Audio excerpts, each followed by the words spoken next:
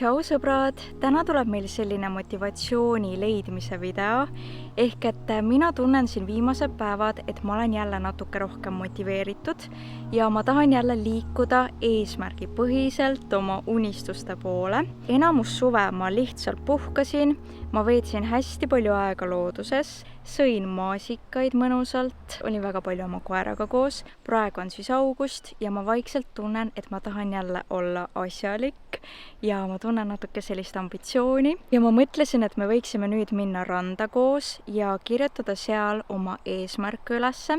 et ma tahan täiega paika panna oma praeguse aja eesmärgid.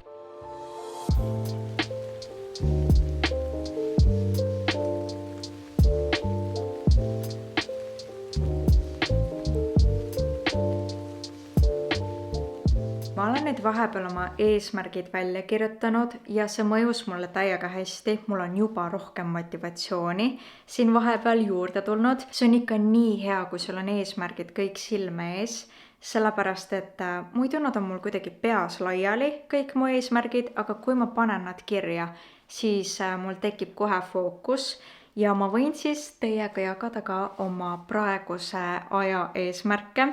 Üks minu kõige suurem eesmärk on saada julgemaks, sellepärast et mul on veel mingid unistused, mis nõuavad minult väga palju julgust. Ja tegelikult YouTube'i tegemine aitabki mul olla palju julgem, et mõned aastad tagasi ma olin veel nii arg tegelikult, et see on väga-väga tore, et ma saan järjest julgemaks kogu aeg, kui ma videoid teen, kui ma filmin, kui ma jälle postitan, et see tegelikult on ülihea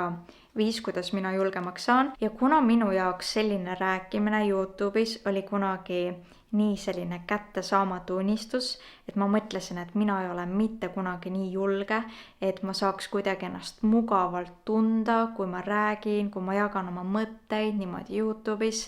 et ma täiega kartsin seda, et kuna ma olin nii arg ja ma olin nii kartlik, siis ma mõtlesin, et mina ei saa ennast mitte kunagi kuidagi mugavalt väljendada kaamera ees, mikrofoni rääkida, aga tuleb välja, et kui sa lähed väikeste sammudega väga suure unistuse poole, siis see on võimalik ajapikku, et hirmud lähevad kogu aeg väiksemaks ja iga samm annab kuidagi julgust järgmist suuremat sammu teha. Minu arvates on see väga selline pingevaba eesmärkide püüdmise mõte, et me lähme väikeste sammudega suurte unistuste poole ja see on nii motiveeriv. Ma liigun hästi vaikselt, aga järjepidevalt kogu aeg ja siis varsti ma teen hästi suured unistused teoks. Nii, ma olen nüüd oma maakodus koos oma koeraga ja räägime siis siin edasi. Aga üks asi, mis mind täiega motiveerib videote tegemise juures, on see, et ma tahan nii väga teada, milline mu video välja tuleb. Et mul on nii tugev uudishimu lihtsalt teada saada, et kas see, mida ma mõtlen iga kord, kui ma filmima hakkan,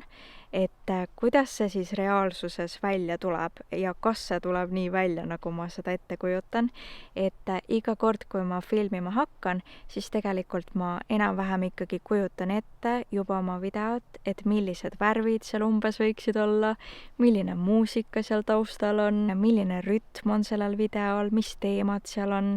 Et see on nii põnev minu jaoks. Ma nii väga tahan teada saada, et kas see ettekujutus läheb mul teoks. Ja see on minu arvates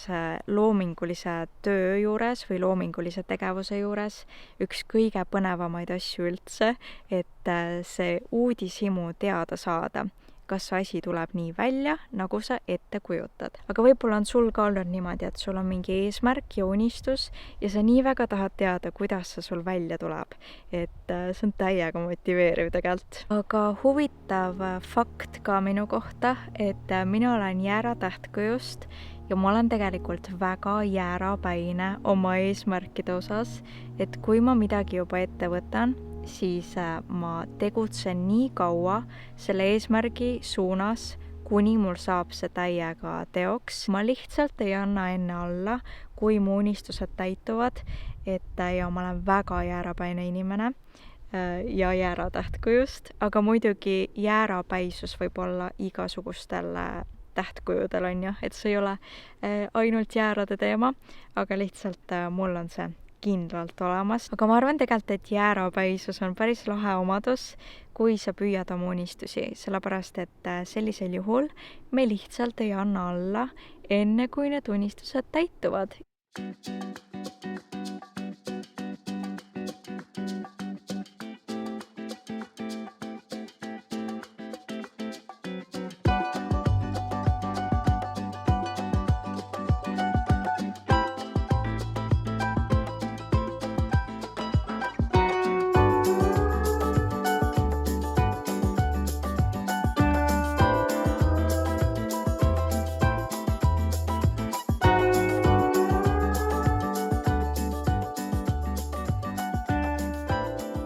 Üks asi, mida ma pean veel veidi ületama, et teha oma eesmärgid ja unistused teoks, on see, et ma pean üle saama perfektsionismist ja ma olen tegelikult sellest juba rääkinud siin kanalil ka, et see on mu suur eesmärk, et ma mõtleksin vähem üle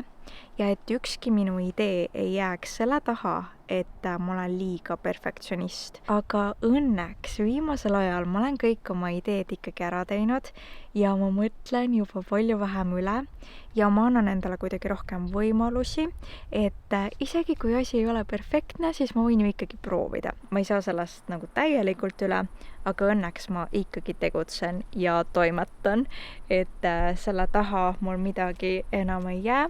Nii et ma arvan, et väga hea update siis, et kuidas mul selle ülemõtlemisega läheb. Ja mina soovitan sul siis ka üles kirjutada oma eesmärgid, et see teeb kohe fookuse nii selgeks. Ja teine asi on see, et ma soovitan ka kirja panna oma unistusi. Ma olen täiega õnnelik, et ma seda videot jälle filmisin, et see aitab mind kogu aeg ka oma eesmärkide poole, et kuna mina soovin saada väga julgeks eneseväljenduses, et siis see video tegelikult ikkagi aitab mul seda eesmärki püüda, et ma tahaksin siis vähem üle mõelda, ületada oma perfektsionismi ja olla hästi julge rääkija, julge eneseväljendaja ja ma loodan, et ma niimoodi samm-sammult liigun kogu aeg selle unistuse poole. Mina olen nüüd oma eesmärgile juba siin paari minutiga, mida teie näete 2 minutit, mina olen siin muidugi filminud mitu päeva, aga ma olen jälle natukene lähemale saanud oma eesmärgile, et väga tore, juba on mu tuju läinud palju paremaks. Et see on hästi hea tunne ka, kui sa liigud päriselt lähemale oma eesmärgile, aga meie video hakkabki siin nüüd vaikselt lõppema ja aitäh, et sa vaatasid seda videot, mulle täiega meeldis seda teha ja mul saab kohe aku nüüd tühjaks, et ei, mitte aku ei saa tühjaks, vaid mul on 1 minut veel ruumi üldse, et rääkida ja siis mul saab mälu täis. Vot, aga aitäh sulle ja näeme varsti!